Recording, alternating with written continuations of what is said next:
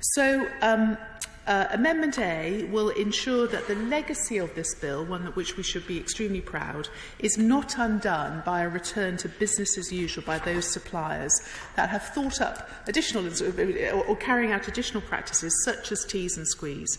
But the government views this amendment, and again I would like to thank members of this House and members of the opposition front bench for help in creating this amendment. We believe this is the amendment that is the most appropriate response to the concerns raised by members in this House and in the other place. And, Madam Deputy Speaker, I'm delighted that my honourable friend, the member for Weston-super-Mare, is nodding during the passage of this short speech.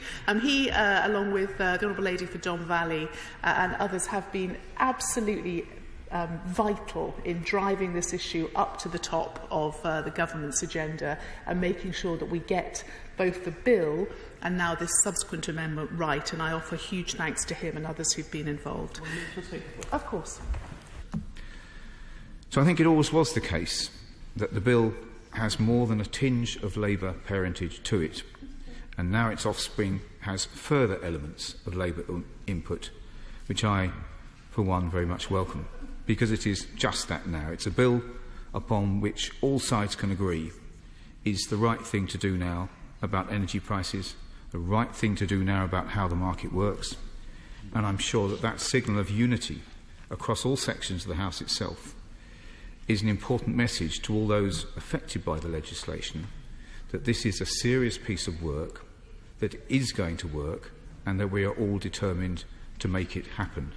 And if that bill can pass back to the other place for its final procedures on that basis, that I think will have been a considerable strengthening to the efforts that we are now embarking on to make sure that prices are maintained in the interest of customers over the next period by the mechanism of this freeze. And I would, in so doing, just like to thank the Minister very much for her very constructive and open way in which she has conducted the discussions on the bill hitherto, and also perhaps at least note in distinguished messages the input of the honourable member for Weston-super-Mare, and of course perhaps returning to the right honourable member I mentioned at the beginning of my comments, the right honourable member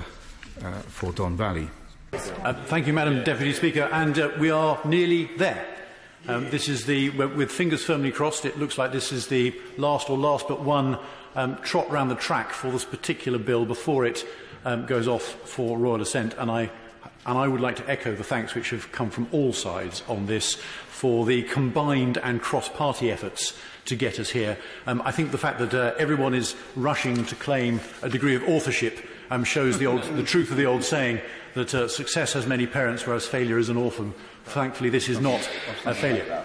And I want to just say, Madam Deputy Speaker, that I was extremely concerned by the Lord's amendment as it came to us before the amendment in lieu was put down. Not because I disagree with the principle of a relative cap. In fact, I spoke strongly in favour of relative caps in the earlier stages of this bill, but because in trying to install a relative cap, their lordships had made it an open-ended intervention in this market, and for people like me, and perhaps more on this side of the House who are avowed free marketeers, a temporary intervention is very important. If we have an open-ended commitment, then I think it would create a great deal of uneasiness amongst many of us that the opportunity for regulatory meddling would be extremely strong and the temptation would prove too hard to resist over time.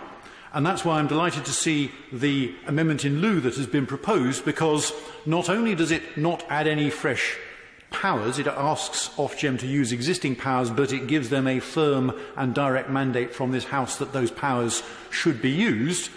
But it also refocuses this bill. And I, for one, I don't think I'm alone in this, had become a little bit concerned that in the process of its passage through Parliament, this bill had got a little bit off track, it got a little bit off topic, because the reason why it was proposed in the first place, the underlying mischief, the underlying immorality, The reason why we were trying to put this market right in the first place was precisely because of the tease and squeeze behaviour. The fact that you could start off on a razor-keen introductory tariff and then, without actually taking any firm decisions yourselves, surreptitiously, when your tariff came to an end after 1 year or 2 years or whatever it might be, you could end up on a sky-high default tariff without actually saying yes to anything because of the tease and squeeze tactics, particularly of the Big Six. And that was the central behaviour deeply embedded in this market, which was taking advantage of people's loyalty, which was taking advantage of people's inertia, their stickiness, as my right honourable friend, the Minister, said earlier on. That taking advantage of that was the point which was griping everybody, which made everybody feel like customers were being taken advantage of, and was the reason why this bill was first conceived of and why it garnered so much support right the way across the House, and rightly so. And I think that this amendment in lieu brings us back to that central thing. It reminds us why we're here, and most importantly, Madam Deputy Speaker, it means that Ofgem will no longer have an excuse to look the other way. We all want this temporary price cap, when it comes to an end, not to be needed anymore, because the Big Six in particular, but the market as a whole, will have learnt the error of its ways, will stop behaving in the way which has griped everybody so far, and that there will be no need for further interventions. But I don't think I'm alone in being a little bit cynical and saying that might not happen, even with all the other interventions and all the other reforms which Ofgem is rightly introducing to try and sharpen competition, to improve consumer choice, to improve behaviours both as suppliers and help us as customers to use our freedoms more actively. It is just possible that even after all those changes have been introduced by Ofgem during the period of the cap, that the market is not yet properly reformed. And the reason why we're all here is because Ofgem in the past refused to use the powers which they already have. I had conversations with senior people in Ofgem, and I'm sure many others in this chamber have done the same, saying, why don't you get on with it? Why don't you use these powers? You're being weak-willed. You are being pathetically like wet lettuces, not doing what you're there for. What's the point of having an economic regulator if you aren't going to stick up for people who are vulnerable and people who are being taken advantage of? And we all got fed up with arguing that they should and they wouldn't, and that's why this bill is here in the first place. Well, Madam Deputy Speaker, this amendment in lieu should solve that. It should make sure that Ofgem has a backbone statutorily inserted for the future reference. And while we all hope that those powers are not needed, that the reforms which are designed to sharpen competition mean that they are never needed to be used, it will mean in future that they can be used, and with any luck, like a good nuclear deterrent, no one will ever have to press the button, but my goodness me, they will know that they are there. And that is the crucial point, Madam Deputy Speaker.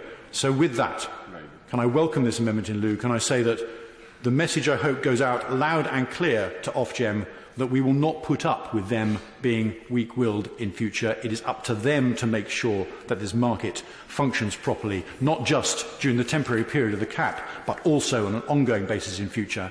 And with any luck, after that, we will none of us ever have to worry about the energy markets mispricing again.